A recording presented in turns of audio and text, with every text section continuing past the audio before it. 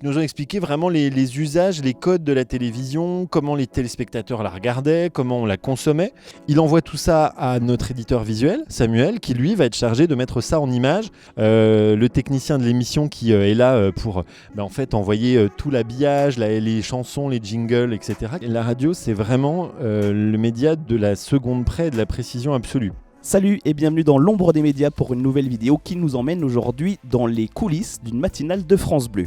Depuis 2019, Radio France et France 3 travaillent ensemble sur la mise en image des 44 matinales de France Bleu.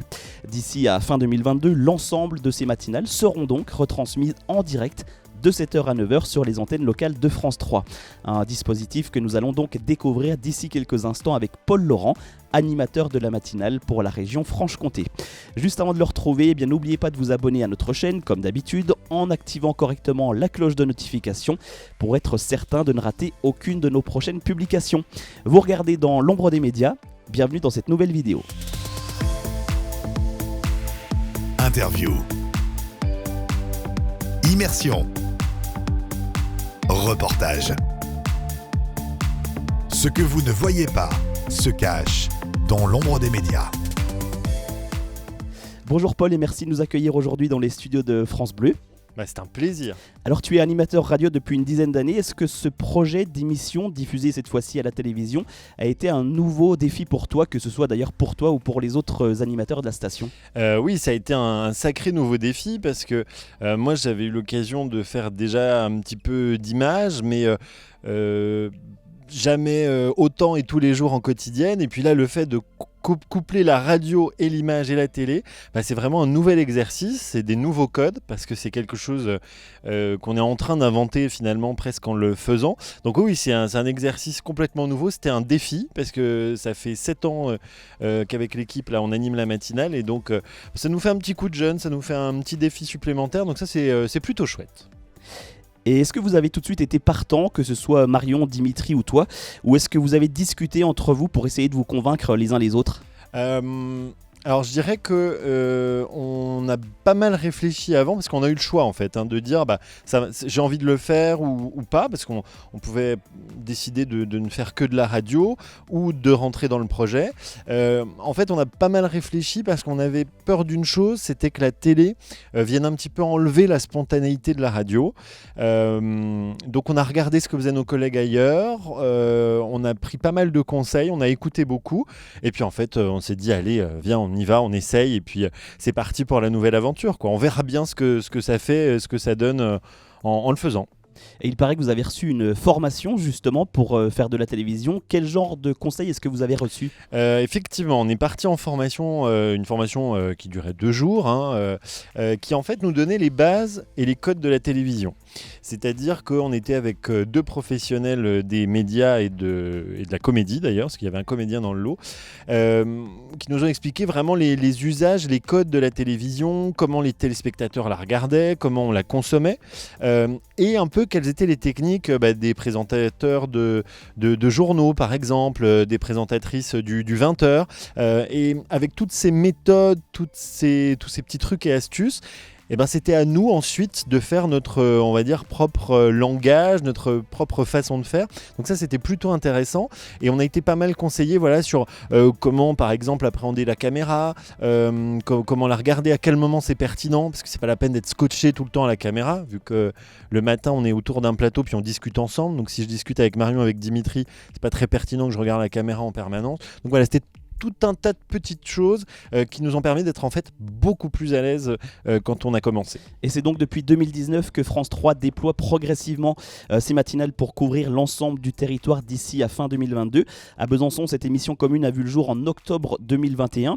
Est-ce qu'avec les autres animateurs, vous avez un petit peu regardé ce qu'il se faisait du côté des autres régions ? On en parlait il y a quelques instants. Oui, alors ce qui est intéressant, c'est que effectivement, nous, on est arrivé un petit peu, on va dire, en milieu de tableau dans le déploiement de ces matinales sur le réseau France Bleu et France 3. Donc c'était intéressant d'avoir l'expérience des autres. Et d'ailleurs, on a beaucoup travaillé avec nos petits copains de France Bleu Alsace, qui eux étaient passés avant nous et qui ont vraiment partagé leur expérience, leurs doutes aussi avec nous.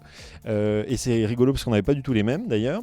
Et puis après, on a regardé aussi ce que faisaient les autres chaînes, les autres radios et les autres télés, puisque ça se fait de plus en plus, hein, la diffusion entre télé et radio aujourd'hui.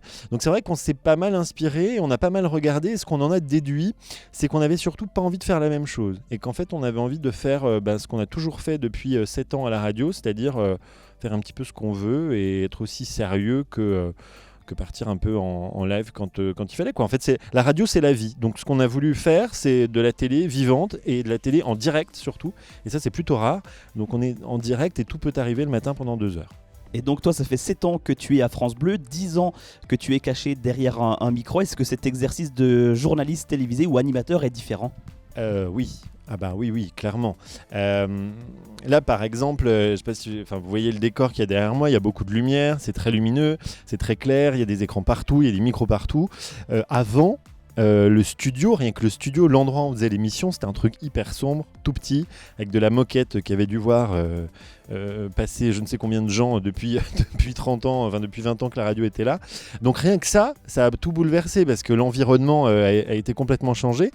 Et puis la manière de s'habiller aussi. C'est vrai qu'avant tu pouvais arriver en bonnet, chaussettes, grosse écharpe et pull en laine moche. Là sans dire qu'on met un costard cravate parce que c'est pas du tout le cas, mais on essaie de faire un petit peu attention à la manière par exemple dont on s'habille le matin pour être à peu près présentable devant les gens, quoi. Voilà. Et on va parler cette fois-ci de ce qu'il se passe derrière la caméra. Est-ce que ce genre d'émission diffusée sur 2 médias, donc la télé et la radio, se prépare différemment ? Alors, il y a une chose que les gens ne savent peut-être pas, mais c'est qu'en fait, l'émission, c'est vraiment on fait nous une émission de radio qui est filmée. C'est-à-dire que France 3 ne participe pas en fait au contenu éditorial de l'émission, et c'est vraiment les gens de France Bleu, de la radio, qui décident tout de A à Z. Donc en fait, en termes de préparation, de choix de sujet, de ligne éditoriale, on n'a absolument rien changé. La seule chose qui change, c'est que par exemple, quand moi j'appelle un président d'association ou un autre contact pour lui proposer d'intervenir et d'être invité dans la matinale, je vais lui proposer de nous envoyer par exemple des images, s'il en a, des éditions précédentes, ses affiches par exemple, si c'est un événement. Il envoie tout ça à notre éditeur visuel, Samuel, qui lui va être chargé de mettre ça en image et de mettre en image en fait l'émission de radio. Donc en termes de préparation, pour nous gens de radio, ça n'a vraiment pas changé. Ce qui change, c'est qu'on a une personne en plus qui elle est vraiment chargée de faire avec les documentalistes de France 3, de la recherche d'images et d'illustrations pour qu'à la télé, vous puissiez voir une émission de radio qui est illustrée. Voilà, c'est ça la vraie différence, mais finalement nous en tant que gens de radio ça ne nous change pas grand chose. Et du coup vous êtes combien au final à travailler sur une émission comme celle-ci ? Alors sur la matinale, en plateau le matin on est 3. Tout le temps, donc Dimitri et Marion pour les infos, moi qui fais un peu le chef d'orchestre de tout ça. On a des chroniqueurs aussi qui viennent en plateau, Marie-Ange par exemple avec ses bons plans. On a aussi le réalisateur, le technicien de l'émission qui est là pour en fait envoyer tout l'habillage, les chansons, les jingles, etc., qui gère toute la partie vraiment antenne. Et puis à l'étage, il y a Samuel qui est l'éditeur visuel dont je vous parlais tout à l'heure, qui lui met en image.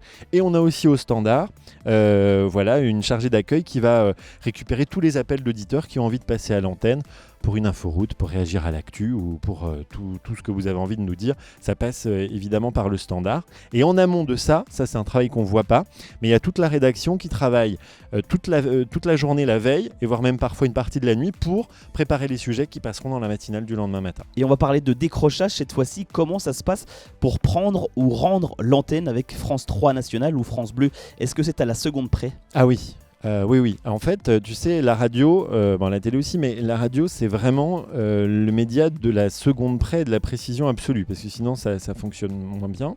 Et pour le décrochage, par exemple, nous, on est à l'antenne depuis 6 heures en radio, et la télé arrive à 7 heures, à 6h59 et 50 secondes très exactement. Donc moi, à 6h59 et 50 secondes, il faut que j'envoie à la radio le générique, qui est aussi le générique de l'émission télé, et on doit raccrocher pile à la seconde près. Et puis pour le décrochage, c'est-à-dire à la fin de l'émission, là il est 7h57 et 50 secondes, et là pareil, je dois terminer, dire au revoir aux téléspectateurs, dire au revoir aux auditeurs, et là c'est France 3 en région qui reprend la main, puisque c'est l'émission de Pascal Gervais, et Vous êtes formidable, qui prend ensuite l'antenne. Et si tu devais cette fois-ci faire une petite promo de l'émission? Mais je dirais qu'il faut absolument écouter ou regarder, parce que c'est quand même la meilleure émission du monde. Non, mais outre ça, je pense que pour les téléspectateurs notamment, c'est assez étonnant par rapport à ce qu'ils peuvent regarder le reste de la journée à la télévision, parce que ça reste une émission de radio avec, comme je disais, tout ce qui peut se passer en direct. Des imprévus, des catastrophes, des choses hyper drôles. Voilà, on peut passer par tous les états. Et voilà, regardez ça. Regardez l'imprévu, regardez l'inédit. Et puis aussi, regardez votre région, parce que France Bleu, c'est ça. France 3 aussi. Ce sont les infos de la région. Ce sont des bons plans qu'on va chercher près de chez vous. Et en plus, à la télé, maintenant, c'est des images absolument sublimes, notamment pendant les chansons, des plus beaux coins de la région avec des drones. Donc voilà, regardez. Et puis surtout, venez nous faire des commentaires, appelez-nous pour participer à l'émission, et puis voilà, on partage la vie en fait le matin, et on essaye de le faire avec le sourire, même si en ce moment c'est un peu compliqué. Et il y a beaucoup de matinales radio qui sont diffusées en vidéo sur internet depuis des années. Est-ce que France Bleu est en retard sur les autres, ou à l'inverse bénéficie de quelque chose de nouveau en profitant d'une exposition sur le petit écran? Je dirais que c'est assez... Alors, c'est vrai que le format, on n'a rien inventé, ça se fait, t'as raison, ça se fait depuis très longtemps, même par exemple à France Inter, chez nos amis. Ce qui est très différent dans ce programme-là, c'est qu'en fait, on n'a pas simplement mis une caméra en studio pour filmer des gens, faire une émission de radio. C'est qu'en fait, on l'enrichit vraiment avec des images, avec des sujets qui ont été tournés par les journalistes de France 3 qui laissent les images, avec des drones, j'en parlais. Donc c'est vraiment une émission de radio qui est, moi je dis toujours, augmentée, enrichie en fait par l'image. Donc c'est vraiment un plus en ce sens-là. C'est pas simplement une webcam qu'on a foutue dans un coin et on regarde les gens prendre leur café, et c'est pas Love Story ou Secret Story, quoi. C'est vraiment autre chose, c'est une émission de radio enrichie. Et est-ce que tu penses que cette matinale diffusée sur France 3 peut vous permettre de gagner de nouveaux auditeurs à la radio sur le restant de la journée? J'espère, et puis oui, j'espère. J'espère, et puis j'espère aussi que ça en ramènera un petit peu aussi à France 3, parce qu'il y a peut-être des auditeurs de France Bleu qui regarderont aussi la télé. C'est un partage en fait, hein. Il y a beaucoup d'auditeurs qui nous écoutaient le matin qui maintenant nous appellent en disant « Ah, je vous regarde aussi en même temps, vous n'êtes pas beau ». Enfin voilà, donc les deux ont des auditeurs et des téléspectateurs à aller chercher, et je crois qu'évidemment c'est fait pour ça. Et maintenant que tu as goûté aux caméras, est-ce que tu pourrais t'imaginer aux commandes du 12-13 ou du 19-20 de France 3, voire même aux commandes du 20h à la place d'Anne-Sophie Lapix? Écoute, pose la question au patron des chaînes et puis on verra. Ça serait très rigolo à faire, enfin rigolo, voilà, peut-être, pourquoi pas, mais c'est pas vraiment le même exercice, quoi.